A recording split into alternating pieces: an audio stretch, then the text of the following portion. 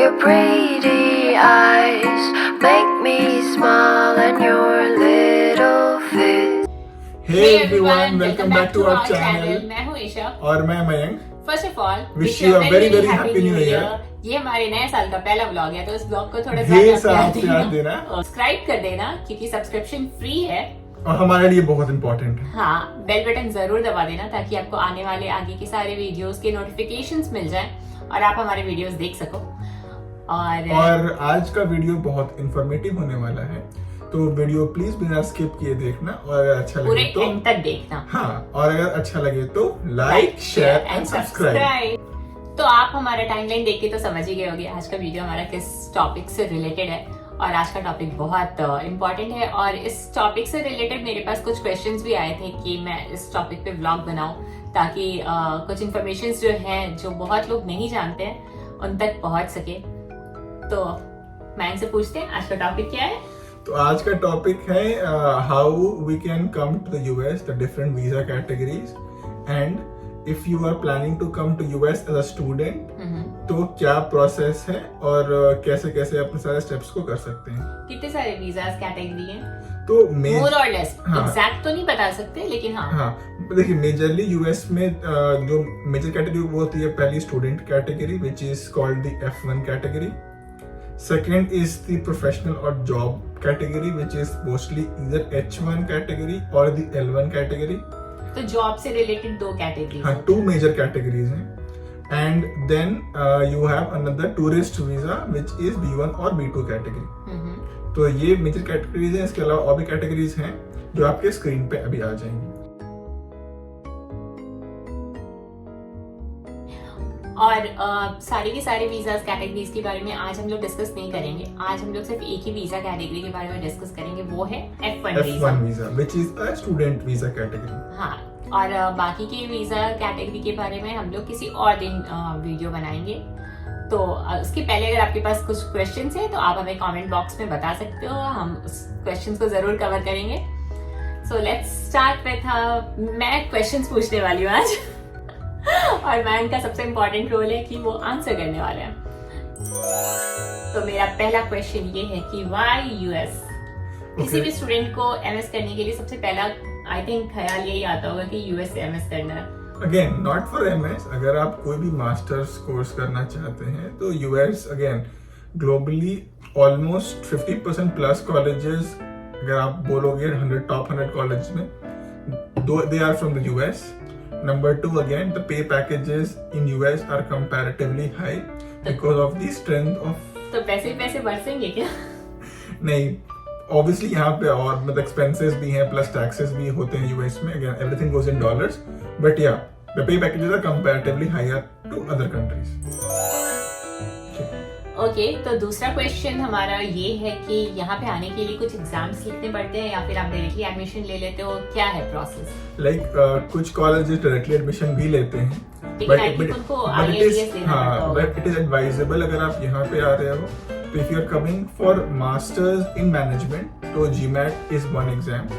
अगर आप आ रहे हो for non management master courses तो GRE is your exam. Let's say MS करने आ रहे हो तो GRE इज योर एग्जाम. अगर आप यहाँ पे मेडिसिन पढ़ने आते हो तो MCAT is your exam. And अगर आप लॉ पढ़ने आते हो तो LSAT is your exam. Okay, तो मेरा तीसरा क्वेश्चन ये है कि यहाँ पे एडमिशन लेने का प्रोसेस क्या है और कौन कौन सा डॉक्यूमेंटेशन चाहिए यहाँ पे अप्लाई करने के लिए. तो first of all you will have your GMAT, GRE और equivalent exam score. Along with that, you'll have your basic English test score, which is IELTS or TOEFL. Okay. Plus, you'll have to give your statement of purpose why you want to go to so and so colleges. Plus, you have to give 2 essays, and you have to give 2 letters of recommendations. Okay. Along with this, you have to give your resume, plus your work experience in case you have any.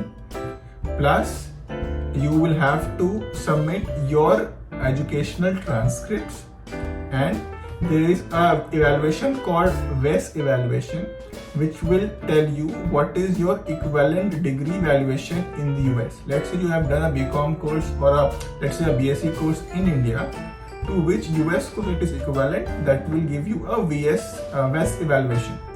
So along with this, you will send your scores to the respective colleges, and then you might get admits from few colleges, you may not get admits from few colleges.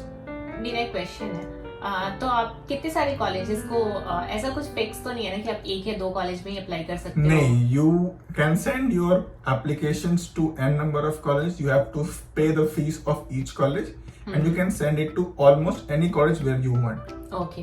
Again, you will have acceptance or denials. हाँ. Once you have your acceptance, every college will send you a I-20 document which will confirm your admit in that college.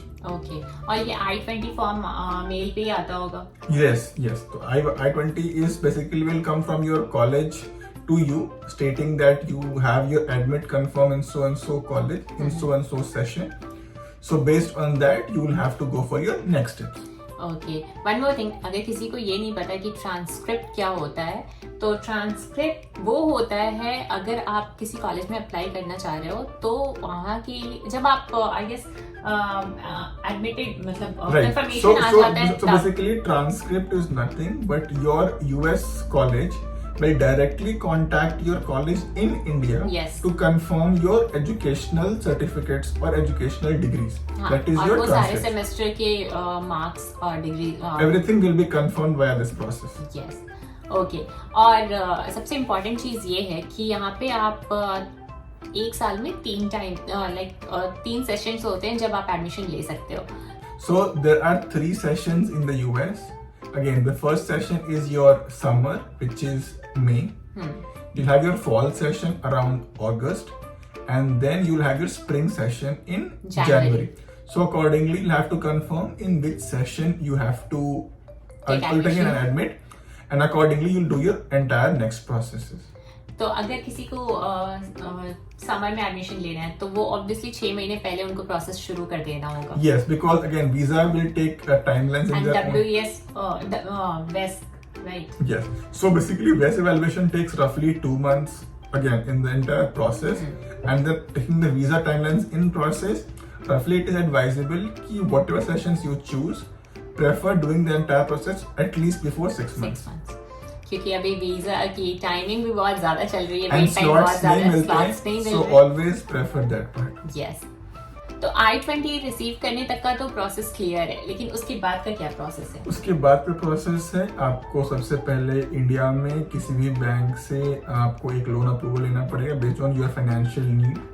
आप partial भी ले सकते हो, आप complete loan भी ले सकते हो। So the entire fees will be mentioned in your I-20. So based on that, you can take the loan amount, whatever you feel like. And then you move to your next steps, which is your again visa steps.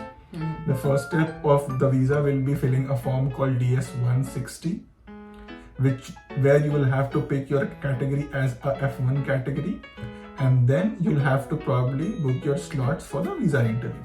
Okay. Visa apply करने के 2 steps हैं, पहला है biometric और दूसरा है interview process. तो पहला जो बायोमेट्रिक है वो उसमें होता बेसिकली यही है कि वो आपके फिंगरप्रिंट्स लेते हैं, फोटोज लेते हैं, और सेकंड जो स्टेप है उसमें आपका इंटरव्यू होता है। लेकिन कोई जरूरी नहीं है कि आपको ये दोनों के दोनों एक ही दिन पे शेड्यूल हो जाए, ये ऐसा बहुत रेयरली नहीं होता है। हमेशा आपको या तो एक दिन पे होगा या और दूसरे दिन पे होगा, या फिर मे भी हो सकता है उसमें कुछ गैप भी हो। हम लोगों के साथ ऐसा हुआ था कि हम लोगों का तो स्टेट ही चेंज हो गया था, बायोमेट्रिक्स था दिल्ली में और इंटरव्यू था हमारा हैदराबाद में। तो हालांकि 2 वीक का गैप था, तो इट वाज लाइक ठीक था। लेकिन ऐसा कभी नहीं होता है, अगर आप एक ही आप जहाँ पे हो वहाँ पे अगर आपको एक ही जगह मिल जाता है दोनों स्लॉट्स तो बहुत अच्छा है। और ये हो जाने के बाद आपका प्रोसेस कंप्लीट हो जाता है F1 वीजा का, and then you are ready to fly to the US. Yes, लेकिन इसमें एक मोस्ट इम्पॉर्टेंट पॉइंट ये है कि जरूरी नहीं है कि आपका एक बार में वीजा लग जाए। वो इसलिए क्योंकि आजकल बहुत ज्यादा प्रॉब्लम्स हो रहे हैं, तो you have to make sure कि आप बहुत प्रेजेंटेबल तरीके से जाओ, अपनी फाइल अच्छे से कैरी करो और अच्छे से आंसर्स दो वीजा के जो भी क्वेश्चंस होते हैं। तो ऑल द बेस्ट। और उसके बाद का प्रोसेस तो हाँ, उसके बाद का जब आप यहाँ आ जाते हो, आप टिकट्स लो, आप यहाँ पे आ जाओ, उसके बाद फिर जब आप अपना कॉलेज खत्म करने वाले होते हो या फिर 1 साल पहले, आपको यहाँ पे एक OPT करके एक टर्म होता है जो वो आपको मिल जाता है, वो हालांकि मेरे को लगता है कॉलेज टू कॉलेज वैरी करता है। Yes. So OPT, I think varies from college to college, but again, OPT is generally a period of 3 years after you complete your college, which comes in 2 parts. First 1 year and the second 2 year. Yeah. Within that period, you'll have to file your H1B with your new employer, and then you can continue your job in the US. हाँ, तो in short आप college खत्म करने से पहले भी job start कर सकते हो और अपना लोन भी चुका सकते हो। बहुत इंपॉर्टेंट होता है ये एक बार यहाँ आ जाने के बाद इतना हेवी अमाउंट का लोन क्लियर करना, लेकिन ये बहुत जल्दी क्लियर हो जाता है, तो इसमें कोई बहुत बड़ी बात नहीं है। ओवरऑल यही था हमारा F1 वीजा का इंटरव्यू। Not interview, but हाँ, in terms of जो भी हमारा learning है, in terms about if any student wants to come to the US for their masters. Yeah. And if you feel like we have missed any point, तो comment section में आप बताओ, ताकि और अगर आपके पास कोई क्वेश्चन है इस चीज से रिलेटेड तो वो भी बताना, हम जरूर इस क्वेश्चन का आंसर करेंगे। एंड मिलते हैं आपको हमारे नेक्स्ट व्लॉग में। Thank you so much for watching us.